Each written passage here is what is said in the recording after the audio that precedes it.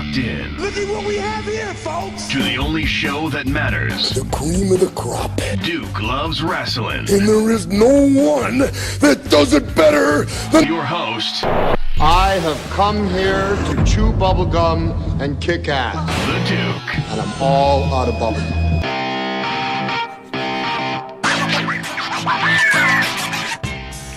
Ho! USA! USA! Well, you know, it's finally one of the impressions that I can understand. Hacksaw Jim Duggan, yeah. That's right. That's right. Yep. See, you got to admit that was the best Hacksaw Jim Duggan impersonation you ever heard. No. Come on. No. What? I'm never going to admit that. Okay. I don't care if you had the severed head of Hacksaw Jim Duggan in here to do the impression with you. I wouldn't give you the credit for it. I'm going to bring Hacksaw Jim Duggan in here to hit you with his 2x4, okay? I think I had an inflatable 2x4. Did you really? As a kid, yeah, I think I did. How awesome is that? It might actually be in the basement. I should go look for that. You know, that's why you have to admit Vince McMahon is excellent at marketing, okay? An inflatable 2x4. It's brilliant. And the kids ate it up. They loved it. They loved it. They loved it. It's such that was pretty much it, right? He was just sort of like a rough and tumble guy with a 2x4. Yeah, that would hit you. First of all, it's illegal in wrestling to hit somebody with a foreign object like a 2x4 but that's in a match. And that's his gimmick. But that was his gimmick. Right, because he's not carrying it with him to not hit the guy. No, he's swinging it at everybody. Right. That's it. It's the way it is. Well, there was a lot of that. There was a lot of props. Yes. Honky Tonk Man. That's right. Great. He had his guitar. Yeah.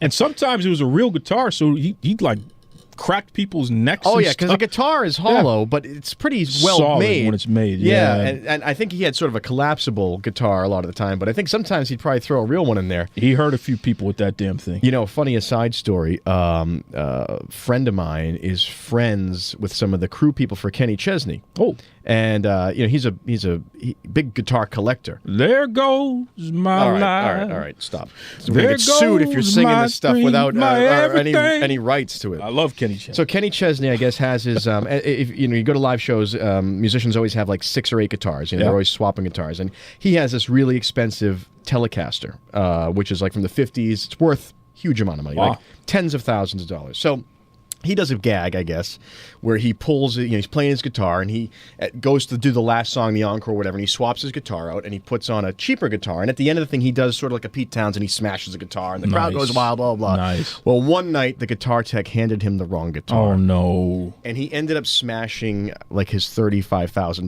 Telecaster from the 1950s. Jesus. So I don't think the Honky Tonk Man ever had that kind of horrible thing. But boy, you know, you never know.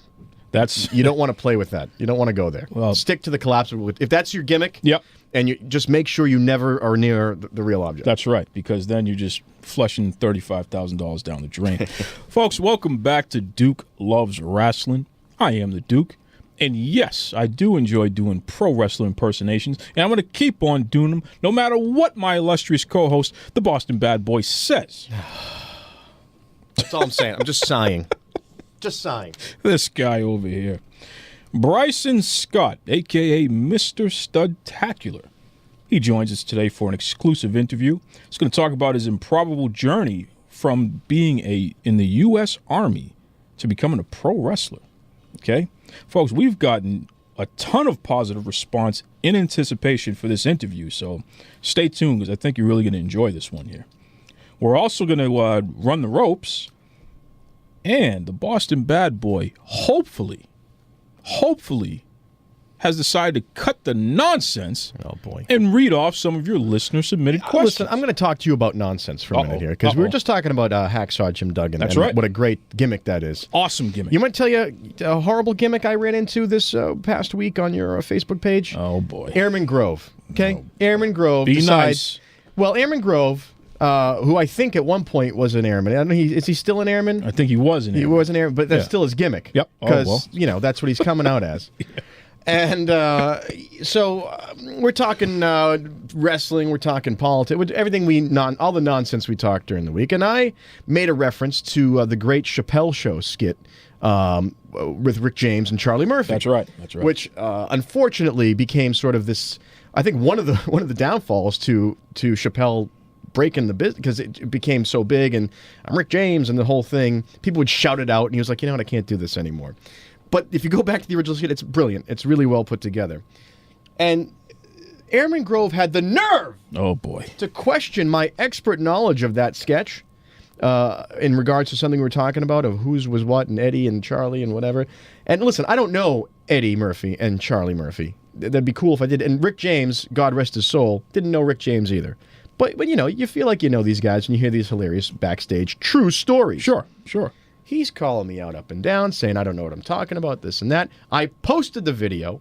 I posted the proof. He apologized, but it wasn't enough. Oh, God. I've got a big problem with this guy. Listen, let me tell you something. He comes on this show not that long ago. Boy. We give him some airtime to run his mouth, and then he's calling me out? I don't think so. You deserve it, okay? I'm having a hard time keeping these alligator shoes on the floor. That's okay? enough of that. Let me tell you something. You have really upset a certain portion of our listenership. Okay? Oh, really? I'm talking about the Dave Bennetts, the Dingoes, the Zelda Dingo. Mom. Don't even say that. Don't even say the name Dingo to me. Don't Pat even say it. Listen, I'm just saying, even Airman Grove. What are they upset about? They're upset because what it's such a high quality show that I provide for them? No, I'm going to tell you why they're upset. Because they don't like the way that you talk to me on this show. Oh, well, you know what? Okay? They don't know what I got to deal with you every week. No, they're coming to my defense here. Oh, please. Like, you because need defense. they think that, you're a little out of line there, Boston bad you boy. live in a wrestling la land, Yeah. and I am reality. And I'm sorry that you and your little fiefdom don't God. like when reality comes in and I lay down the truth. Just know that clearly I'm the babyface and you're the heel in this Please. situation here. Please. And they're getting a little fed up with you, pal. Hey, you know what? Okay. Here's the best part. I have a platform. You hear my voice? You hear my voice? Do you hear their voices? I don't hear it. Unbelievable. But move on. I'm done. I'm done with this. Folks, let's run the ropes.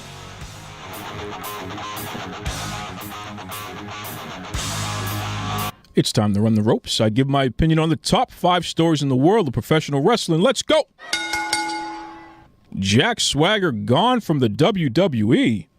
That's right, folks. As heard on the Chael Sonnen Show, former WWE champion Jake Hager, a.k.a. Jack Swagger, he requested and was granted his release from the remainder of his WWE contract.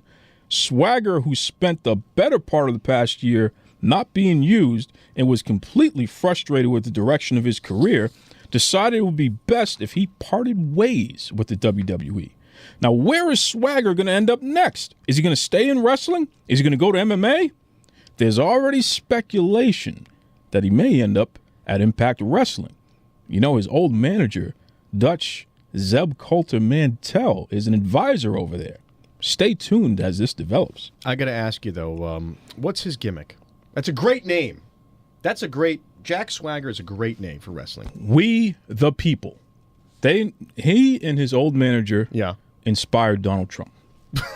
I showed you the videos where they were doing the talks and all that stuff. Right. They Okay. inspired Trump. So, That's unbelievable. I got to say, though, if you screw up with a name like Jack Swagger, I don't know what to tell you. Unbelievable. TWE presents Versus. That's right, folks. According to Texas Wrestling Entertainment, over on their Facebook page, this Saturday, March 4th, TWE presents Versus. This is going to be a huge event here. We're talking 6 top-notch matches. Now, some of the matches on the card include Texas champion Rudy Russo. He defends his title against Houston Carson. DJ Talamantes takes on Mr. Studtacular Brysin Scott, who's going to be on the show a little later. And get this, Texas Women's Champion Micah Madrid, a.k.a. the Guru, she defends her title against Simply Luscious.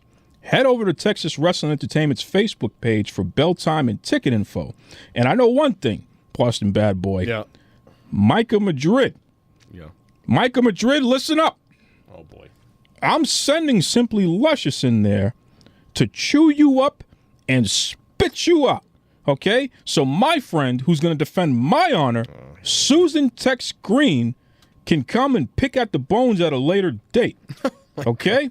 You know what? I'm going to put a special plea right now out to the man who's behind all this, Mr. Rudy Boy Gonzalez, and I need you to come up here and suplex Duke. I need to put an end to this. He's got women wrestlers fighting each other because he's mouthing off and taking sides. It's madness. It's crazy here. And people are mad at me. That's they right. should be siding with me. You're nuts.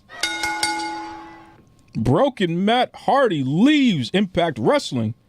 Yes, folks, as seen all over the wrestling world and detailed by WrestleZone.com, Broken Matt Hardy, brother Nero Jeff Hardy, King Maxwell, and Rebby have all parted ways with Impact Wrestling. Now, this is due to contractual differences, okay? If that wasn't bad enough, you can add Jade, Mike and Maria Bennett, and even Luke Galloway to the list. Folks, what the heck is going on in Impact Wrestling? I mean, I hear that they're demanding 10% of any outside bookings, and they're restructuring how the wrestlers get paid in a manner that results in basically a pay cut. Okay? Is this sustainable, or will this prove to be the undoing of the company? Listen, you're asking if basically screwing over wrestlers is sustainable. Just ask your boy Vince McMahon. You're a piece of work. He built an empire on it. I'm getting sick of this guy, folks. I just want you to know that. Breaking news, Bruce Pritchard joins Impact Wrestling. Yes, according to ProWrestlingSheet.com, and as heard on the Something to Wrestle with Bruce Pritchard show, Bruce is signed not only a backstage role, but he's also going to be an on-air talent for Impact Wrestling. Now, considering all the issues with talent contracts, this is a major move by the company. All right, Bruce has over 40 years experience being in the wrestling business, and the majority of that time was in an executive role. Will he help turn around Impact Wrestling? You know, I reached out to our friend and Bruce's co-host, Conrad Thompson. I said, hey, Conrad, give me a scoop, man. What's going on with there? Do you know he hung up the phone on me? Can you believe that? I love it. So, you know, Conrad, I know that you had phone difficulties there. This is your friend. It was phone difficulties. This is your friend Duke. Give me a call back. I want to hear the inside scoop on what's going on. Let me see. Is he gonna give you a scoop, or is he gonna and then get beaten up by Bruce Pritchard? Do you think he really wants to do that? I know what I would do. The number one story of the week is WWE Fastlane is live this Sunday on the WWE Network. The main event pits Kevin Owens versus Bill Goldberg for the Universal Heavyweight Championship. Please. Okay? Now, a lot of folks speculate this is where Goldberg is going to win, and then Brock Lesnar will challenge him at WrestleMania for that championship, which is, you know, it's the Boston Bad Boys' favorite championship. It was announced that Elon Musk is going to send 2 people to the moon in 2018. Yes. Private citizens. Yes. I think we should take Goldberg and Lesnar, put them in, and have them do the match on the moon. Then we can maybe, I might be able to agree with the Universal Belt. You're a piece of work. I'm telling you. Listen, why not? Folks, and by the way, Nia Jax, my girl, the boss, Sasha Banks, she's going to straighten you out, okay? She's going to beat the living daylights out of you because you've been hanging out with that no-good Reigns for too long, and you're starting to act like him, and I don't like it. So Sasha Banks is going to straighten you out, Nia. Get ready, pal. You've heard what I think. What do you think? Do you think I'm a jerk? Do you agree with me? Huh? Head over to Facebook. Head over to Twitter. Type in Duke Loves Rasslin. Let me know. Up next, Mr. Studtacular, Brysin Scott. What's up, guys? This is Babam from the You Should Play This podcast, and you are listening to Duke Loves Rasslin, but you're not listening to him play any good video games. Pro wrestling, give me a break.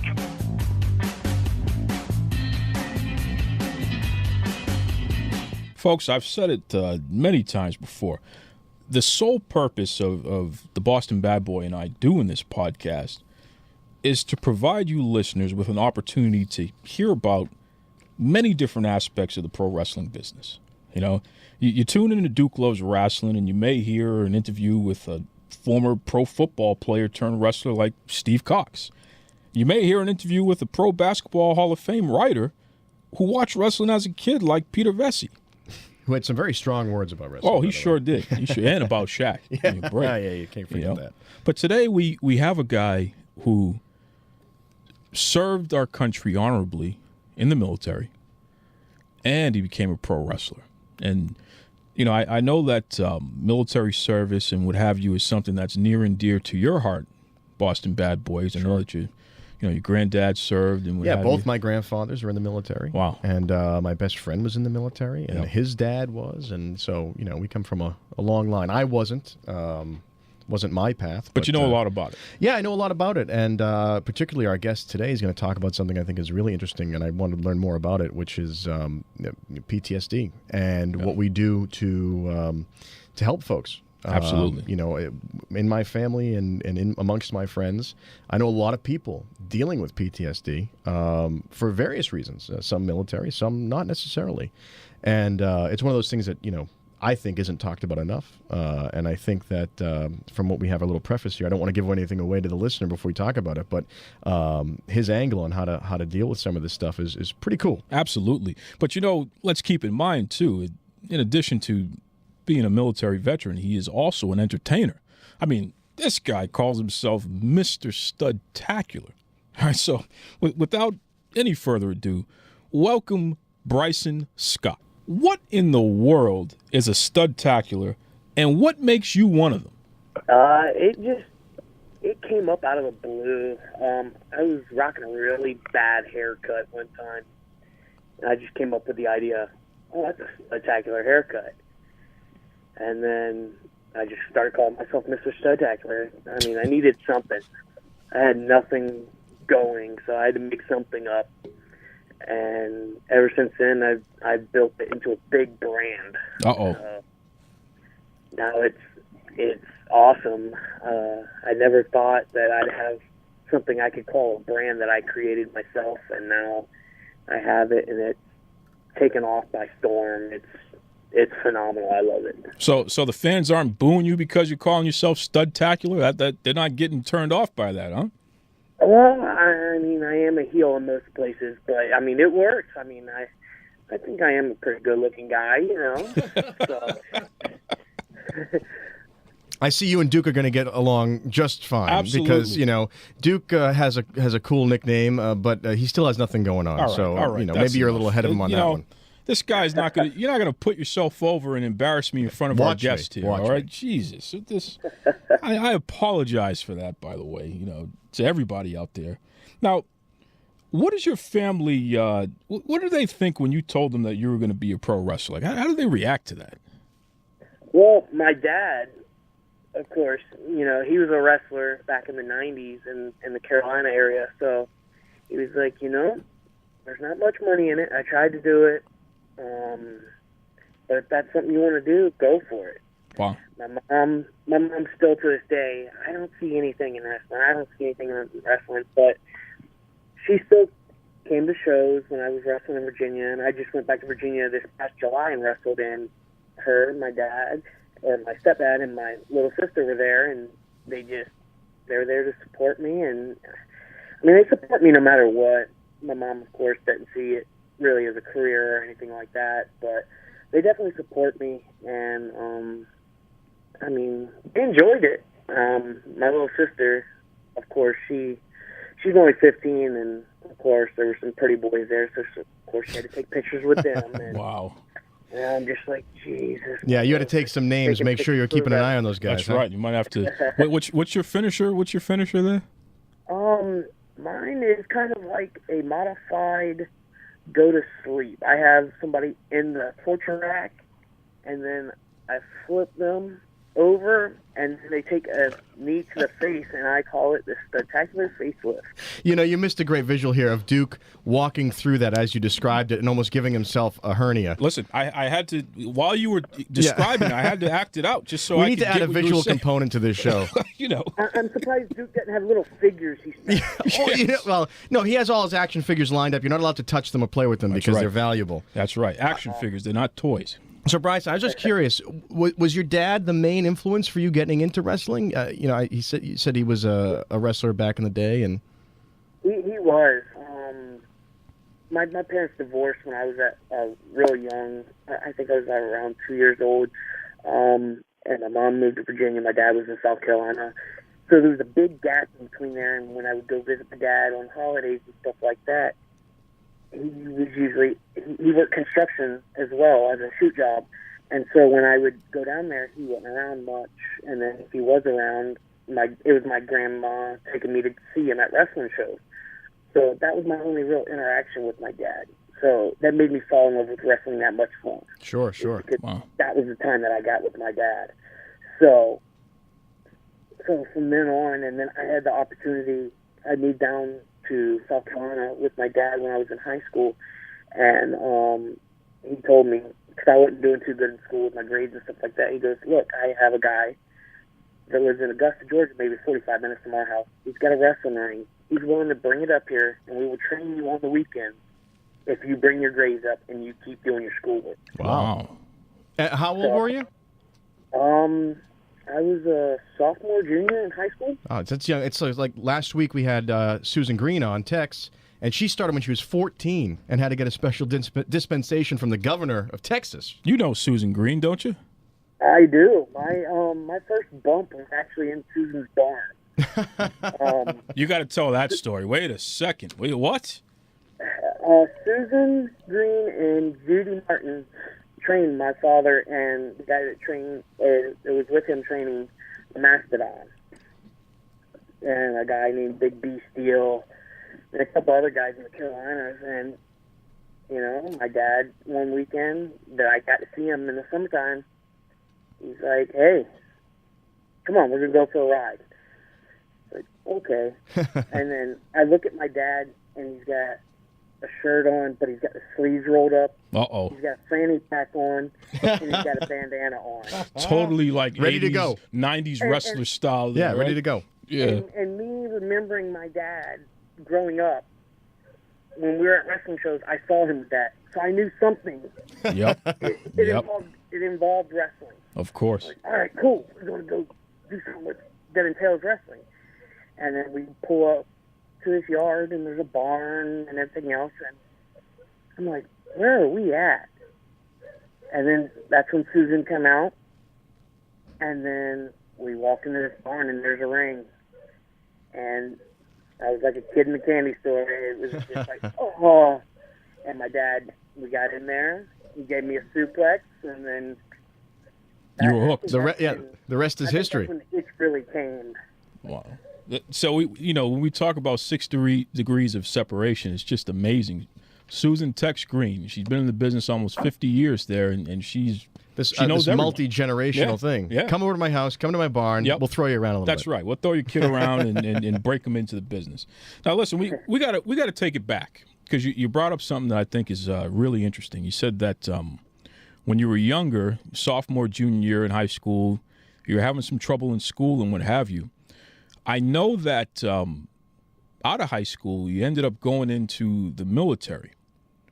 What specifically made you make that huge decision? Because, I mean, this is a life-changing thing here. What made you decide to leave your friends and your family at home and go put your life on the line for the country?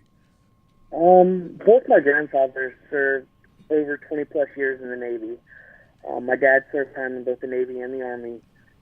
I was already wrestling before I joined the service, but nothing was really kicking off for me then. I was 119 pounds, 5'6" at best, and wrestling I wasn't doing nothing with wrestling. I wasn't making a name for myself. And I'd met a girl. Uh-oh. And she had a child. Yeah. Uh-oh. Exactly. It's always I met a girl. Is where the story turns. That's how it starts. And she told me, if you want to be with me, if you want to be with my son, you got to do something more stable. You have to get your ducks in a row. And so what better way than make sure you got food on the table every month, house over your head, and just insurance for the whole family. Wow. In the military. In March of 2010, I was shipped off from Fort Lee, Virginia, to Fort Knox, Kentucky, where I completed the one station unit training, or OSET as people in the military call it, to become a 19-kilo M1 armor crewman, which is being a tanker, the big beast that will level a house with one shot. So you were working on tanks, or were you part of the crew? I was a part of the crew. I mostly drove for while I was in Iraq, I drove most of the time until we got a new guy in from basic training. And then it was his turn. That was his turn, and that's when I became the loader on the tank. And the loader is mainly the TC or the tank commander's right-hand man. Sure. Because you're both out of the hatch when you're moving around in sector, and you're looking around. You know, you're making sure you're not running over anything. You're watching out for things on the side of the road that the driver can't see, stuff like that. Now, tank commander's sitting up high. He's up in sort of in the turret, and he's got his head out the hatch a lot of the time, right? Yeah, same with the loader. Yeah. Oh, so you both guys are both out there spotting. Yes, sir. So much for that 5'6" tiny frame of yours. You must have beefed up real quick after that. No, actually, even when I came home from Iraq, I'd actually dropped a ton of weight. Wow. Well, it's hot inside there, right? It's hot inside those tanks. Good point. Over in Iraq, inside the tank, it got up to like 160-something degrees. Jesus. And that's with that outside temperature of like 130. I'm not sure what temperature your insides cook, but I think I was pretty cool. I have to say, what I think is really cool. Now, was it an Abrams? Yes, M1 A2 Abrams. And those are jet powered, aren't they? Yes, turbine. They have jet turbine. Did you know that, Duke? You didn't know that. I did not know that. Abrams tanks have jet engines in them, and they're incredibly fast, and they're badass. Wow. And they are actually pretty fast it's a 72-ton vehicle. That's right. But with that motor in it, you can get up to, I've got it up to like 36. Like drag racing in the desert, you know. You're exactly right, yeah. It's fun. It's fun. You got to open it up sometime. You're right, exactly. I mean, you burn a little fuel. That's crazy. Get it rolling. I can't even picture that. It's like you think of a tank, you think of something that's running slow, but if you're almost topping 40 miles per hour, give me a break. Oh, Jeez. man, you can drift a tank like no other. Oh, nice. Drifting. Tank drifting. Wow. I know about that. You know, of course not. You never did. Yeah. You know, you got to call the guys at Top Gear and tell them. You might have to instruct them on how to drift the tank. You know, you've heard of it, you've seen it maybe done, but you've never done it. But you know. Now you said that you were in Iraq for a while. Where other places did you serve? I was only in Iraq, and then I went to South Korea in 2014, 2015. Oh wow! All right, now look. Anybody who I talk to who's been in the military, I gotta find a point of reference. I know that the Boston Bad Boy and you were just talking about the tanks and the different types of tanks and what have you. My point of reference is food. Oh boy. Okay? Here we go. I gotta talk about food because I love food. So give us the number one food from somewhere else that you never had before until you were overseas that you tried, and what was so great about it, and what was the worst? Kimchi, man. Kimchi over in South Korea. That's good stuff. Everybody was talking about it. It's like rotten cabbage, with a whole bunch of like spices and stuff like that. I used to hate spices, and then as I started to get more into fitness and stuff like that, I found out that spicier foods kicks in your metabolism a little bit more, and you don't want to eat as much. So I suffered through it, and I started eating it, and now I eat it all the time. Yeah, it's good. You get that if you get it pickled just right. Oh man, it's fresh, it's crispy, and it's good for you because it helps out with the gut. You know, it gets things going and stuff like that. Now, what was the worst thing you had? An MRE. Oh no, I loved MRE. Now, people that came out of the bathroom after me, they must. Oh, nice. You know what? I'm going to go to the Army Navy store and get an MRE, and I'm going to make Duke eat it on next week's show and tell me how much he likes it. All right, here we go. Awesome. Here we go. What was the worst you ever had? The bad part is, I can't even tell you because I don't know what it was. It was also in South Korea. They have like little restaurants where you go and you cook meat right there in the table. Where right. Yep. Like hibachi, you cooking it yourself. Yep. But it was like some kind of little piece of white meat and it had like little hairs on it. Oh. I gave my one buddy to drink it or eat it. He ate it and he's like, all right, now you got to do it. I told him, okay, but you got to get me some soju, which is like the Korean equivalent of moonshine. Good stuff. Yep. Good stuff. Love soju. That'll put hair on your chest. That's right. knocked out a little bit of soju, and I ate it, and then there went the soju. Oh no! Oh, It no. was horrible, worst experience of my life. Well, it says something. My grandfather was also in the Navy. He was a gunner's mate on board the USS New Jersey, one of the last 4 battleships built. And during the Korean War, he said, obviously, South Korea was an ally. We didn't go ashore. We didn't need anything. We were well stocked. Stayed right on. Yeah, he tells me about meals he ate in France and meals he ate in the Mediterranean and meals Hawaii.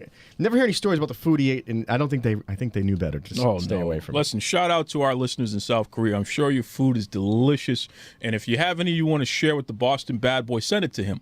Well, we'll film that too. So, Brysin, we've been chatting about all your experience in the military, and as much fun as eating the food and driving the tank is, it's not always fun and games. It's a hard job, and sometimes there's stuff you got to deal with. And you were in the Army 6 years and honorably discharged, right?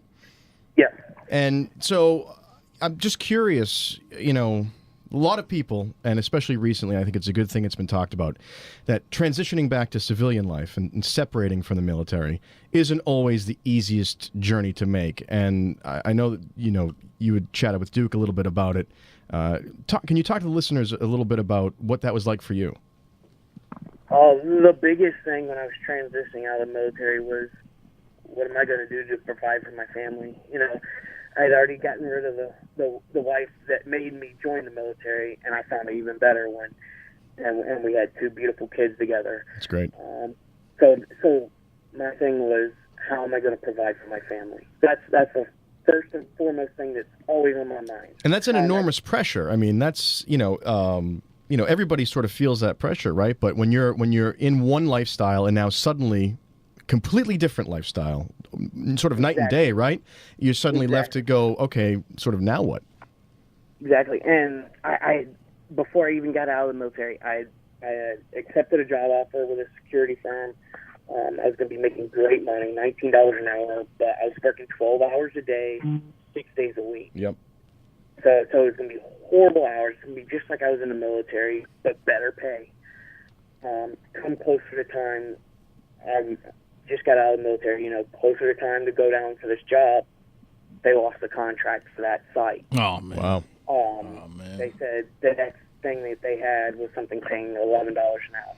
I told them I couldn't do that. That's not enough to provide for my family. Sure. So getting out of the military honorably, I had fulfilled my commitment so that I could earn my GI Bill to go to school. Mm-hmm. So with that, I decided I'd go back to school. Something I have always been interested in was architecture. I love big buildings. It's crazy being in a tank, leveling buildings. Right. But I love building them. I love designing them. Well, it's like every kid with Legos, right? They like to build it and then knock it down That's again. right. That's right. Exactly. So I'm now a full-time student to become a drafting engineer or architect. I want to I don't even want to do like land or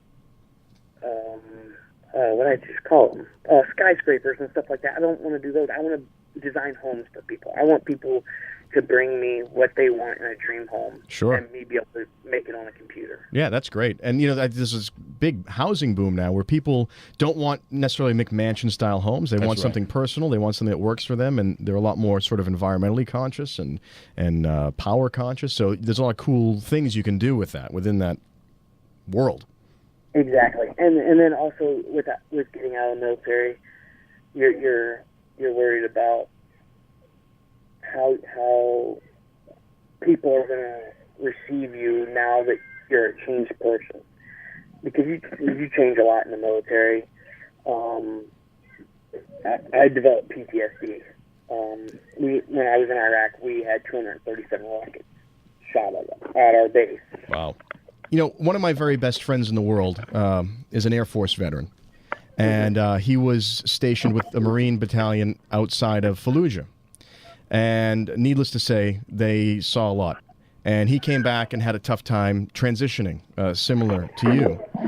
And a lot of his friends did as well. And right now he has PTSD. He actually has a service animal. And it's been an interesting and watching his journey and sort of seeing that struggle, that real life struggle with somebody who, like you said, comes back not only wondering how am I going to survive my day to day, but also how do I put away the things that I've dealt with and go back to just being a civilian. Yeah, exactly. That's how I was. I was just like, I'm going to be around people that haven't been through what I've been through. They haven't seen the stuff that I've seen. I know I react differently. Are they going to accept me for that? Stuff like that. It was very nerve-wracking, almost as much as worrying about how I'm going to provide for my family. I was very nervous about how it was going to be perceived. Wow. And folks, we're talking to Brysin Scott, a.k.a. Mr. Studtacular here, and military veteran and pro wrestler now. Listen, Brysin, what does PTSD stand for, number one? And number two, what is it, if you were to explain it to somebody who may not be as conscious of what we're talking about there? PTSD stands for post-traumatic stress disorder. The best way I can explain it from my experiences, a lot of times now when I'm out in public, I can't have my back to entryways or exit points. I have to be able to see where people are coming from. Any real loud boom, still to this day, my wife can slam a cabinet and I jump. Even at wrestling shows sometimes, if I'm not expecting the sound of the ring, I'll jump a little bit. And right now I still currently live around Fort Hood, so sometimes you could still hear tanks firing and artillery on base, and sometimes I feel like I might have been too close. Even we had a thunderstorm here a couple weeks back, and it was so bad that I woke up, sat up, looked outside to see if it was raining, because I didn't know if we were being attacked or if it was just a thunderstorm. It's stuff like that. I know this is going to sound crazy, but in large crowds, I get real bad anxiety. I start to sweat. My hands get itchy. But I've found that wrestling helps me cope with it a lot, because I get to go out there and be a different person than who I actually am, who I was born as.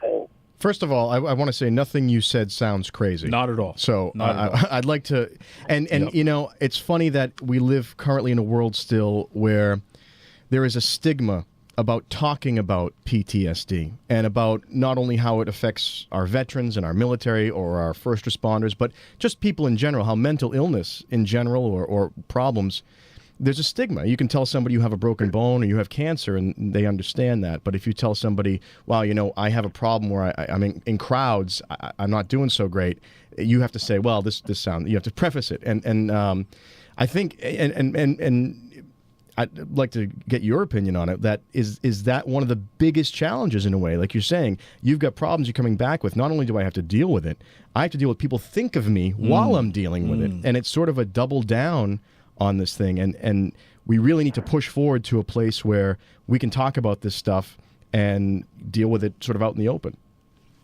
Yeah. Definitely. That's the biggest thing to me, honestly, is people's misconception, A while back, I remember people saying that, if you're a veteran with PTSD, you're not going to be able to own firearms, they're going to take your firearms, and stuff like that. What some people don't understand is veterans that own firearms, that's one of their comfort things. Sure. That makes them feel safe.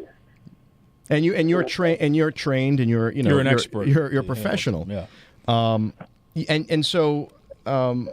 So through this, you and some guys got into wrestling and are using that as a tool, and I think that's pretty fascinating because I think what's happening now across the board is people are looking for ways to help vets. What is it? Different types of initiatives or things, and to get guys out in the world, not only working but social, and so. Can you explain a little about what wrestling does to fulfill that need?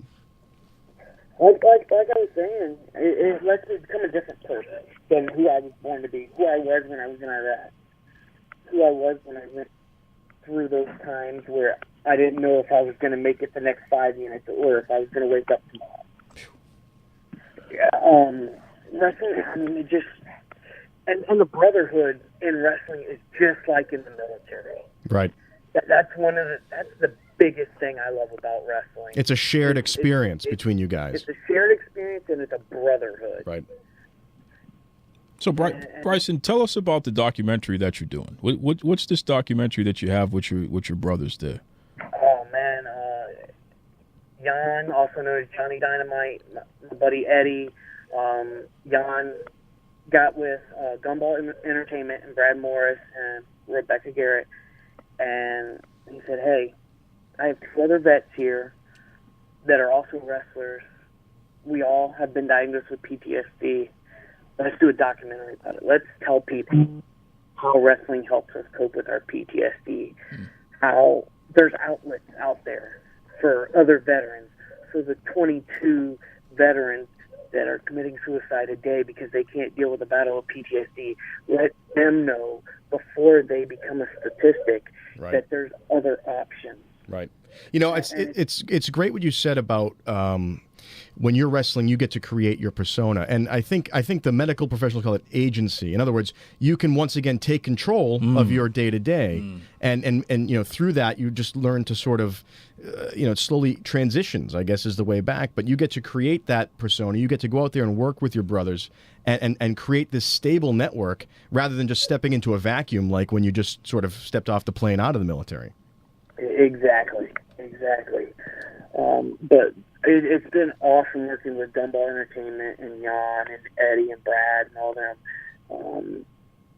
I just got to meet great people through it. I've got to tell my story. My wife found out that we almost didn't have kids because of a sniper fire in Iraq. Because I had never told my wife that. That was one of my biggest fears. I always wanted a family growing up. Right. And when that happened to me, I was like, oh, man, that's one of the things I put away. And then my wife found out. So it was good to get it off my chest. Sure. But it's even better. It gave me more pride that we're going to be putting this documentary out March 10th. It's called The Valhalla Club. And it just makes me feel better that we're putting this out there to let other military veterans know, hey, there's other options. There's people here to help you. We will listen. I will listen. Where can folks catch that documentary? You said Valhalla Club. Where can folks find that? Valhalla Club. There's a Facebook page for it. The Valhalla Club documentary. I believe it's on the graphic that we've been sharing lately. The link for that. You could also go to Gumball Entertainment. They've been promoting the documentary.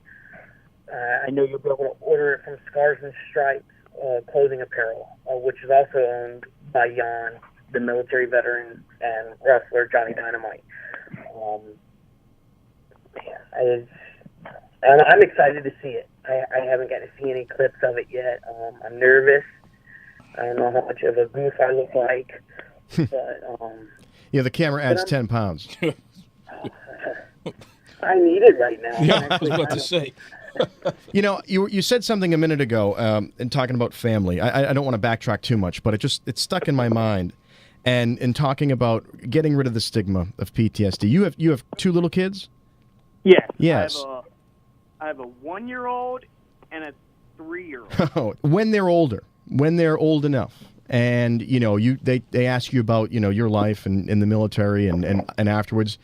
Will you explain it to them about the struggle with PTSD? Do you want them to see the full picture, sort of in hopes that the next generation, that stigma goes away and it makes it even easier for folks to deal with?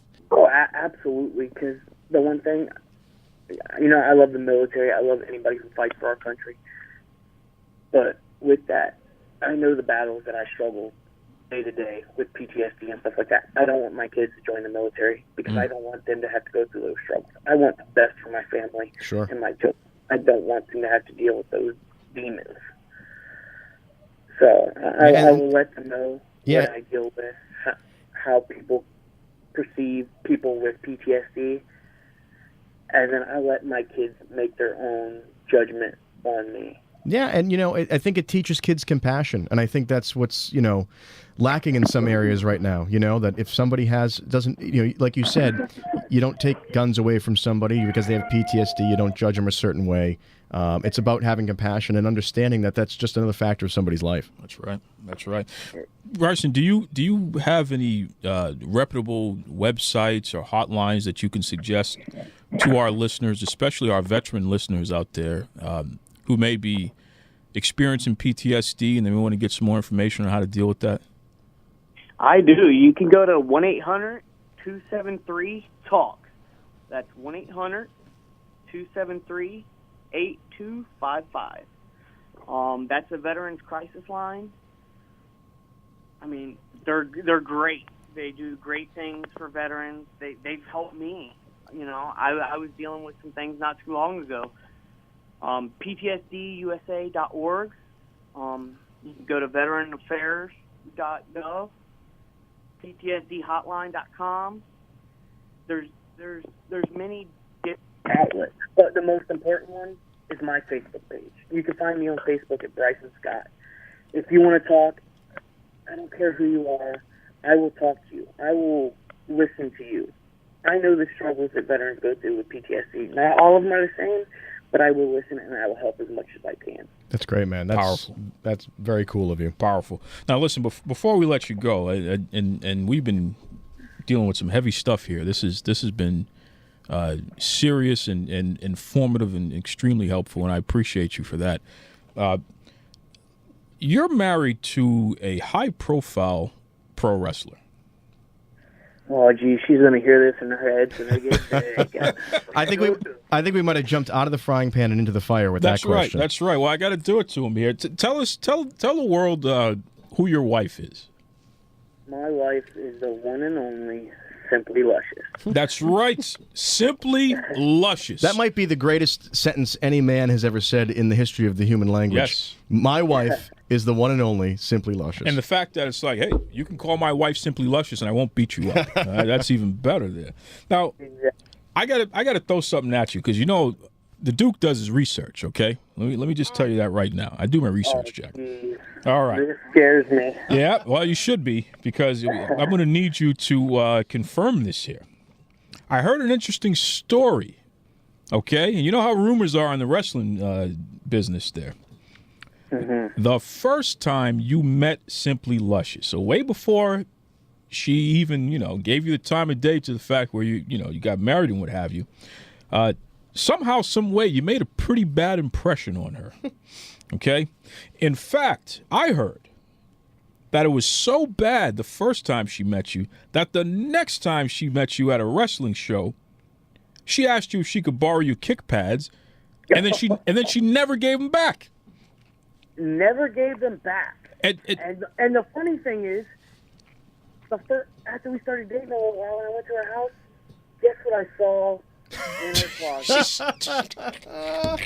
She left them there for you to see him. She didn't even get rid of them so that you wouldn't be suspicious. Folks, this is how... But it wasn't them. It was only one. She lost the other. This is how badass she is, though. She took them, and she took them, and she never gave them back and just put them on display. Yeah, come to my house and look at them. Never mind, I lost one of them. I know, yeah. Now you can't get even one of them back. I didn't even want them. I just took them from you because I could. What are you going to do about it? But it gets better. And I helped her find her car keys that night. Oh, God. I was a jerk. Well, it gets even better. I heard that not only that same night did she steal your kick pads, she went over to the ECW legend, Sandman. Yeah. And she said to him, I don't like that kid over there. I want you to stiff him in the ring. And I heard that Sandman was like, well, wait a second. He seems like a nice guy. What do you mean? And she said, no, I don't care. First of all, this lets you know how badass Simply Luscious is, where she's calling shots and telling Sandman what to do, by the way. Right? But she said, I don't care how nice you think he is. I don't like him. I want you to stiff him in the ring. And Sandman goes, okay. So she sent somebody out there to rough you up in the ring just to teach you a lesson. She put a contract on him. That's it. She put a contract on his head, tried to take him out. That's how she felt about you the first time she met you, the first and second time. So I want to know something here, okay? Because, in fact, Boston Bad Boy, Yeah. I know that this is a question that you had. Well, I got to say, the first time most people meet Duke, they want to put a contract All right, out on him. stop But that. what Stop I that have right to now. know is she really doesn't like you. She steals your gear. She's having other wrestlers beat you up from moment go. How in God's name did you convince her to marry you, or was it the other way around? And did she just want to be able to, to beat you up and not have to have a middleman? That's right. See? Facebook pokes and my good home cooking. I love it. Facebook pokes and this is a night for quotes. Studtacular. See right? that? Studtacular. That's right. So you because we had Micah Madrid on, and I know you know who Micah Madrid is, the Texas Women's Champion. We had her on, and she did a special Valentine's Day edition of the show where she talked about how to land your wrestling crush. Yeah. So if you were to give 2 or 3 examples of what to do, so you said Facebook pokes, and home cooking. Home cooking. Wait, I need to know, what was the home cooking? What was the dish that put it over? This is the one here. Listen up. Get all you nerds, get your pens out, take some notes. I think I made chicken that night, and Chicken, mashed potatoes, and something else, because she doesn't eat, no vegetables. It's really hard. So it's a real steak and potatoes kind of thing. Oh, yeah. You should see her abs. Yeah, well. Second date. Oh, nice. Nice. So what you need to do then, so that advice is if you're trying to date a pro wrestler and you have a chance, again, Micah said the same thing. It comes down to food. And a lot of it. Yep. And well prepared. But it doesn't have to be anything fancy. Meat and nice potatoes. chicken, Meat and some potatoes. mashed potatoes, meat and Yep. potatoes. Meat and potatoes. Listen, I'm a good seasoner. I love my seasonings. That's right. He got the kimchi that comes gotta all. have the seasoning. Now, wait, we were able to get her on the kimchi bandwagon or not? Oh, no. There's kimchi in the fridge right now, and she pushes it to the farthest part of anything that she'll touch. What about the kids? Do they try it? You let them? Do they dabble? No, it's a little too spicy for them right Okay. now. But my kids, just earlier, I made fresh green beans with some onions and mushrooms. Oh, nice. Nice. This guy's serious. And we ate that, me and the kids. Beautiful. I wouldn't touch it at all. Oh, they'll be on the kimchi. You just keep on them. Yep, you keep on them. And then there. she's gonna be out when she'll just be having her meat and potatoes. Now she has a big surgery coming up early next week, and shout out to Simply Luscious. Yeah, you got to tell this story now. Boston Bad Boy, you're gonna love this one. Oh boy, what is the surgery, and what did you create to commemorate this surgery here? Well, I think it was 2 weekends ago now. She was wrestling up in Dallas, and I was wrestling in Marshall. So we were in 2 different shows, and we were packing up the ring on the show that I was at, and I get a text message. Or she calls me. She goes, "I think I popped my boob." and no, you can't pop a real boob. So, yes, they are enhancements. Sure. And I go, "Are you serious?" She goes, "Yeah." I go, "Babe, that's your second pair." Jesus. These things don't grow on trees. She goes, "I know." I go, "All right, y'all are gonna love this one. This is a good one for me too. It's a pickup line." I was like, "Go in the bathroom, take a picture. Let me see. Let me make sure." Yeah, let me make sure. Let me make sure. He's the doc. She calls him instead of the doctor. That's right. Who you think you'd want to call, Let and then me make and sure. he doesn't say go to the doctor. He Yeah. says go and take a picture. Let me make sure. Dr. Seymour Boob. Okay, here we go. Yep. So she sends me the picture. I was like, "Well, yep." It's popped. And so after all this, and I get home and everything else, and me being the marketing genius that I am now, and just Sure. coming up with so many different things, I messaged my graphics guy. I'm like, "Hey, I need you to make a shirt design. Do it black, white, and pink. Yeah. And I want it to say popping crowds and popping boobs with Simply Luscious's signature on the bottom of it." So now I have that, and that is in the works for Wow. Unbelievable. Now I'm curious. Good. Is that a tax deductible? It should be. Expense because it's part of the whole work Job, thing, yeah, the job, yeah, the yeah. physique. Yeah. Actually, you can get a warranty on fake boobs. Who would ever get that?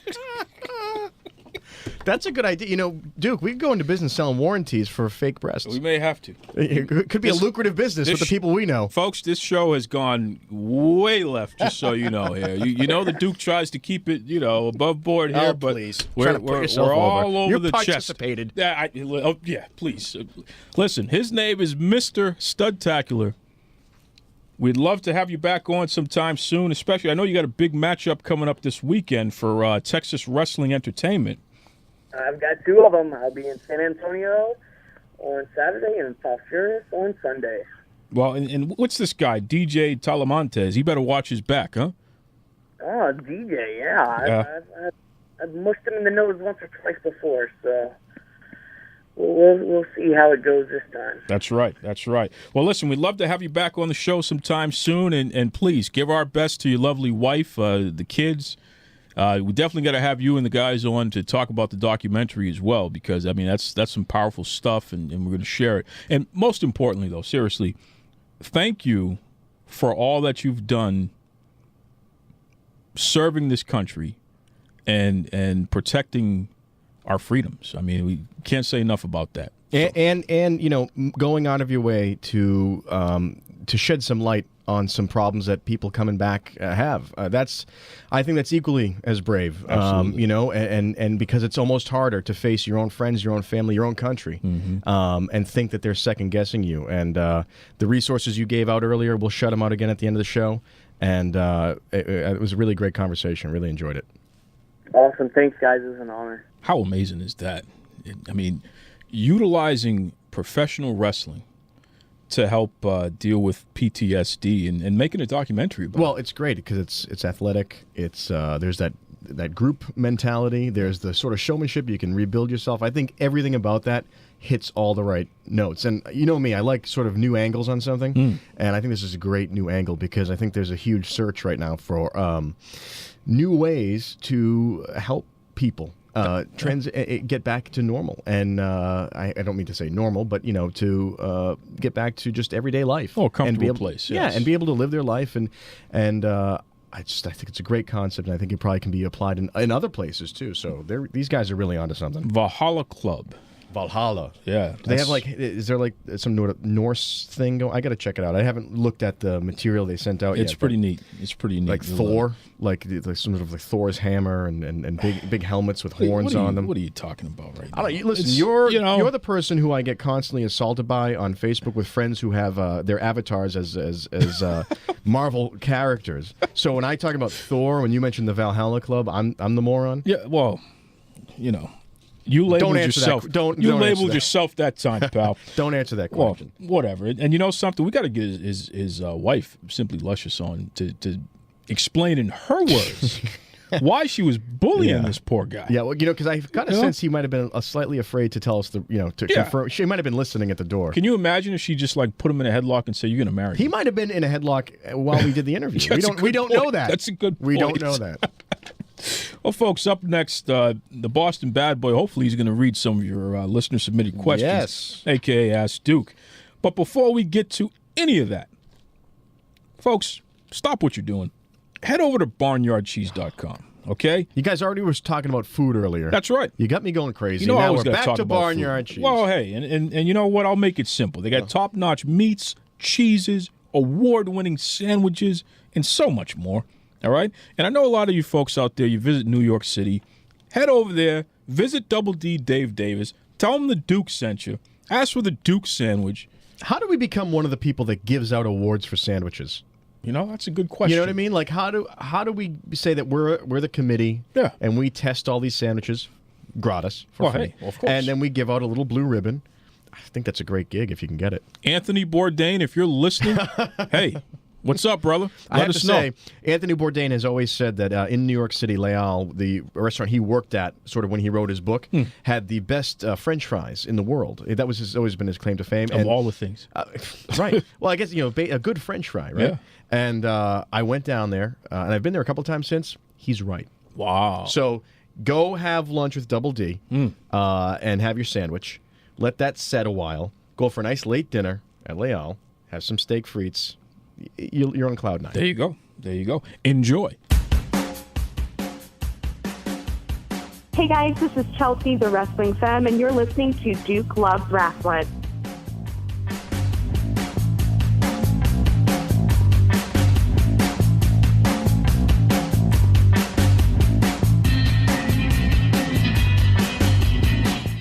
All right, Boston Bad Boy. We've been on a good roll tonight. Yeah. So I need you to do your job, okay? I need you to start bringing in some listener-submitted questions because I know that you have a ton of them, and we haven't done it in a while. I keep them in this file folder here. Yeah. And I usually kind of go through them and determine that most of them are just junk. Oh, God. But you know what? Because I'm in a good mood, as a favor to you, I'm gonna pull a couple out here at random. I don't know. These might be older questions. They might be new. I don't know here. So let's see. Oh, no, they're pretty new here. So this one is from Pat Mack. Pat Mack. Pat Mack. All right. We're getting better on the names here. Hey, Pat Mack, what's wrong with that? You know? I don't know. Again, there's probably something wrong if they're a fan of yours. Pat Mack says, what's going on with TNA? Why are they cleaning house? You touched upon that earlier. Well, that's a good question. I sure did. I mentioned it during Run the Ropes. But first of all, they're not TNA anymore. They're now Impact Wrestling. Because, you got the new owners and all this stuff. So Pat Mack, no more TNA. They want to distance themselves from that.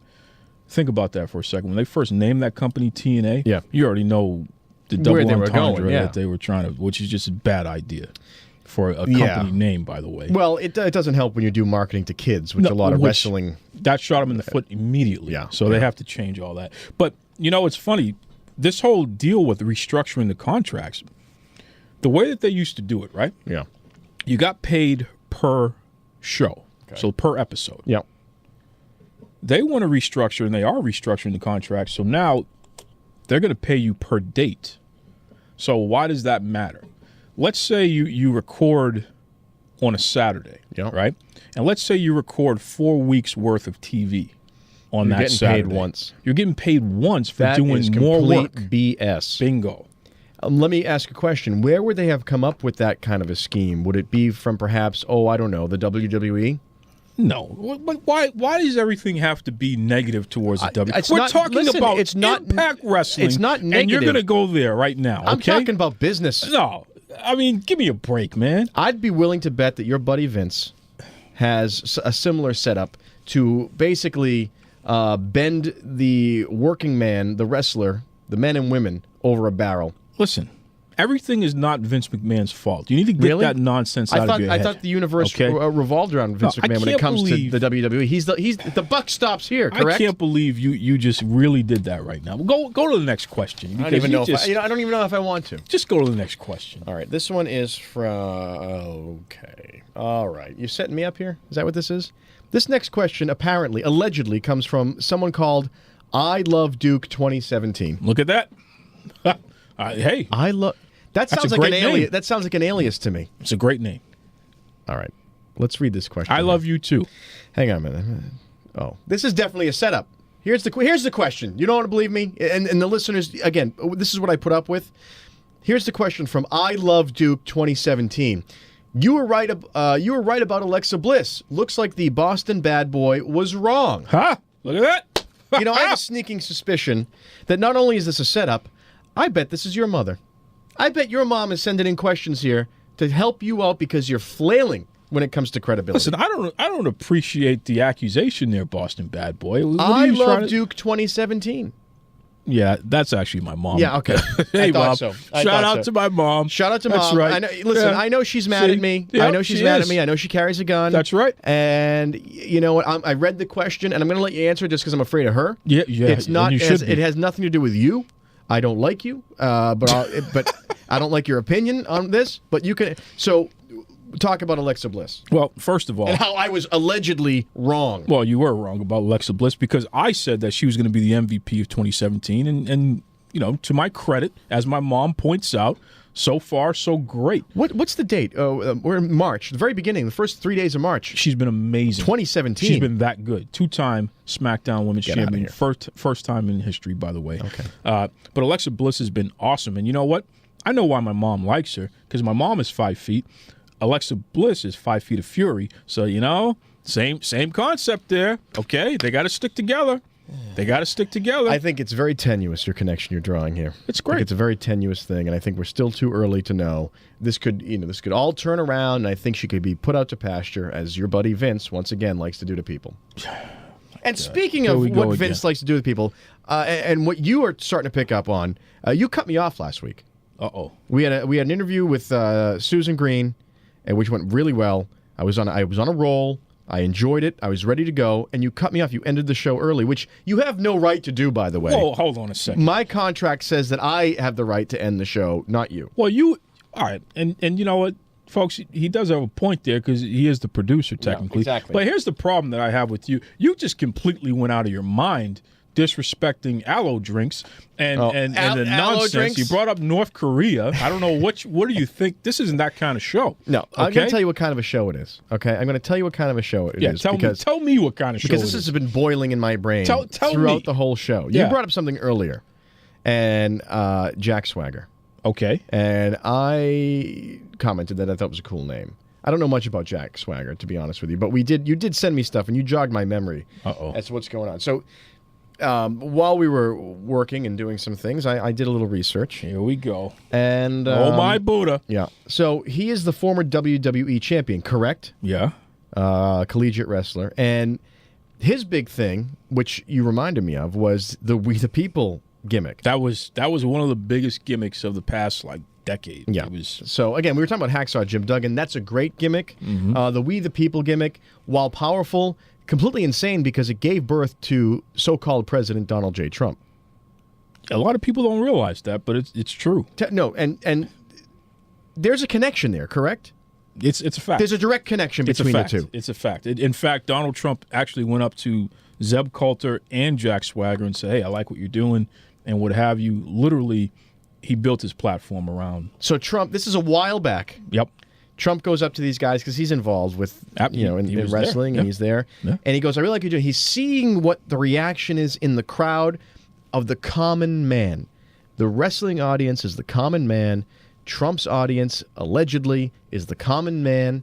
He sees the reaction. He says, I can take the same turn and do the same thing. Yeah. It was supposed to be, they were supposed to be bad guys, and they ended up turning into baby faces. Yeah, so they have this idea where they're going to be the heels, and they're going to talk about how immigrants need to leave and who's a real American, which is spooky considering someone won a presidential race on the exact same platform. Yeah. They weren't professional wrestlers. They were people who were now in charge of the government, and they won. So what happened is, I guess originally people didn't like him, right? Yep. And then people loved it. People just went nuts, and then, again, Trump saw it, and so it just grew into this thing. It sort of just spiraled out of control. And then things started to turn. Things started to turn, didn't they? Oh, boy. Things started to turn in the WWE, as they tend to do when they start to take on a life of their own a little bit. When he gets this little crook in his eyebrow when he's about to say something that's just ridiculous and it's going to completely tick me off. That's my tell. I know where it's going. They call it the truth tell. Oh, yeah, the truth tell. That's the truth tell. Yeah, here we go, folks. So hold on to your seats because the nonsense is about to begin now.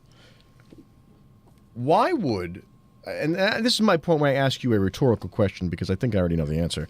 Why would the WWE let Zeb and Swagger go? Why did they're rolling along, big crowds, people are loving them. They can probably do anything with the gimmick. They can move it around. They let him go. You tell me.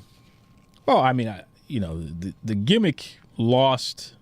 I mean, it ran its course. Hey, you know what I mean? It was fun while it lasted, but just ran like its anything, course. Goldberg is still wrestling. Okay. You're going to tell me about their concern about things running their course? Right, come on. No. Stop. No, that's not stop. That's not a gimmick. That's not a person. That's not a wrestler who's run his course.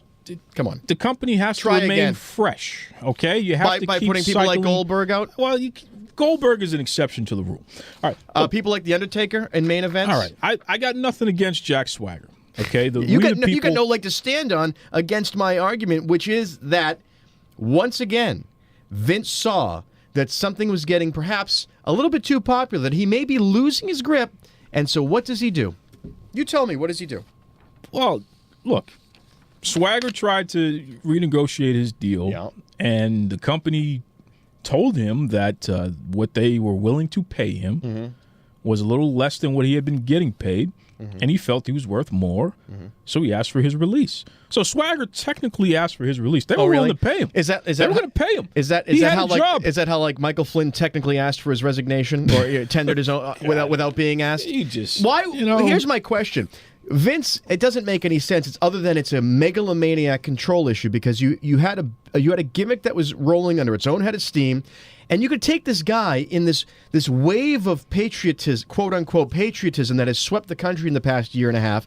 You could take this guy and you could put him against any wrestler of an ethnicity or a made up ethnicity. You get the Russians. You get a guy like Iron Sheik, Middle East. I mean, you just pull them together. Have a WrestleMania match with the biggest one. It happened before. There's a precedent to that.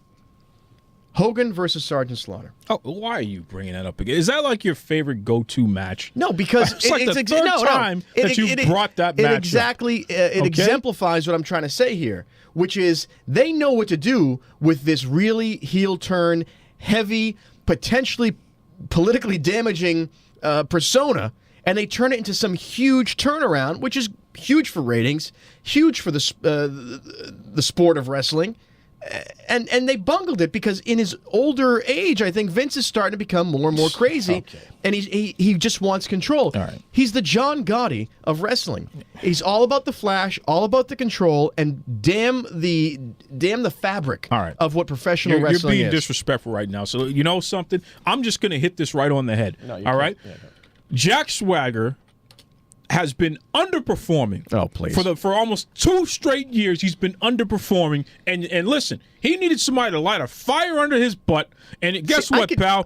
Get out if you're not going to do the job. You always have this. You always have this reaction when a true conspiracy has revealed itself in the WWE, No. and they're burying Jack Swagger. No. He's separated from his manager. What are they going to do? If the guy's not going to perform, he needs to get out. And make room for somebody who's going to get the job done. Get out. It's as simple as that. How about a guy How about a guy with the same gimmick who underperformed in the polls, underperformed in the actual vote, and is now the president of the United States? Did anyone tell him to get out? I don't think that they did. I really don't think they did. And you have no idea what you're talking about. I'm pulling the plug. Once again, no idea what you're talking about. Thank you, Mr. Studtacular, for joining us here. Folks, I'm sorry about the Boston Bad Boy for his nonsense. You can head over to Duke Loves Rasslin on Facebook and Twitter. Let us These know are not alternative that you facts. I'll agree tell you with that right me, now. okay? Because I got to wrap this guy up before he continues to go too far and upsets Vince McMahon. Oh, please. What is a show. wrong Vince with you, McMahon. man? He's going to come beat me up. He should beat you up. He's going to beat you up. You know what? Because you're going to have a spine.